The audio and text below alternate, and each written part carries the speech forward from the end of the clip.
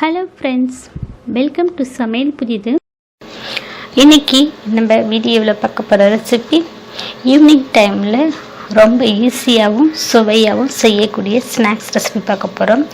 இதுக்கு வீட்டில் இருக்க இட்லி மாவை பயன்படுத்தி சட்டுன்னு பார்த்திங்கன்னா ஒரு 10 நிமிடத்தில் ரொம்ப ருசியாக செய்து முடிச்சிடலாம். குழந்தைங்க ஸ்நாக்ஸ்ன்னு கேட்டாங்கன்னா இந்த மாதிரி ஒரு வாட்டி நீங்கள் ட்ரை பண்ணி பாருங்கள். வீட்டில் எல்லோரும் விரும்பி சாப்பிடுவாங்க. இந்த ஸ்நாக்ஸ் வீடியோவை முழுமையாக பார்த்துட்டு இதே முறையில் இதே அளவுக்கூட நீங்கள் செய்து பார்த்துட்டு எப்படி வந்துச்சுன்னு உங்களுடைய கருத்துக்களை ஷேர் பண்ணுங்கள். இந்த வீடியோ உங்களுக்கு பிடித்திருந்தால் லைக் பண்ணுங்கள், ஷேர் பண்ணுங்கள்.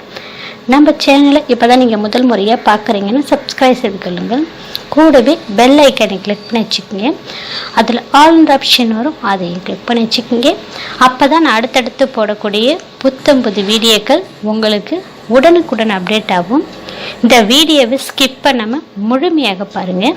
இப்போ வாங்க இந்த சத்தான சுவையான ஸ்நாக்ஸ் ரெசிபியை எப்படி செய்யறதுன்னு பார்க்கலாம். இப்போ ஸ்நாக்ஸ் செய்யறதுக்கு ஒரு கப் அளவுக்கு அதிக புளிப்பு சுவை இல்லாத இட்லி மாவு எடுத்துருக்கேன். இந்த மாவு அரைச்சி ஒரு நாள் ஆன மாவுங்க. இட்லி மாவு மாவுடைய அளவுன்னு பார்த்தீங்கன்னா 1/4 kg எடுத்துருக்கேன். இதில் 1 டீஸ்பூன் போல் பச்சரிசி மாவும் 1 டீஸ்பூன் போல் ரவை சேர்த்துக்குங்க. வறுத்த ரவை வறுக்காத ரவை எது வந்தாலும் பரவாயில்லைங்க. ரவை சேர்த்து ஸ்நாக்ஸ் செய்யும்போது நல்லா மொறுன்னு இருக்குங்க. 1/2 டீஸ்பூன் போல் கடலை மாவு சேர்த்துருக்கேன். ஒரு பிஞ்சளவுக்கு பெருங்காயத்தூள். இப்போ நம்ம இட்லி மாவில் உப்பு சேர்த்துருக்கேன். இந்த கடலை மாவுக்கு அரிசி மாவுக்கு நம்ம சேர்த்துருக்கிறதுக்கு மட்டும் கொஞ்சமாக உப்பு சேர்த்துருக்கேன். 2 பெரிய வெங்காயம் கட் பண்ணிட்டு பொடியாக சேர்த்துருக்கேன். ஒரு சின்ன துண்டு இஞ்சியை நல்லா தட்டிட்டு சேர்த்துருக்கேன். கருவேப்பிலை மல்லி பொடியாக கட் பண்ணிட்டு சேர்த்துருக்கேன். ஒரு 1/4 டீஸ்பூன் போல் சோம்பு நல்லா கைகளால் கசக்கிட்டு சேர்த்துக்குங்க. சோம்பு இல்லை சீரகம் ரெண்டுத்தில் எது வேணாலும் சேர்த்துக்குங்க. இது கூடவே ஒரு பிஞ்ச் அளவுக்கு ஆப்பத்து சோடா சேர்த்து தண்ணி எதுவும் சேர்க்காம நல்லா மிக்ஸ் பண்ணிக்கலாங்க. தண்ணி தேவைப்பட்டால் கொஞ்சமாக தண்ணி தெளிச்சிக்குங்க. இது எல்லாம் சேர்த்து நல்லா போண்டா மாவு பதத்துக்கு மிக்ஸ் பண்ணிவிட்டு எண்ணெய் நல்லா சூடுபடுத்தி வச்சுருக்கேன். எண்ணெய் நல்லா சூடானதும் அடுப்பு மிதமான தீயிலே வச்சுட்டு உங்களுக்கு எந்த சைஸில் போண்டா வேணுமோ அதுக்கேற்ற மாதிரி நீங்கள் போண்டா போட்டுக்கு. நான் மீடியம் சைஸில் போண்டா சேர்த்துருக்கேன்.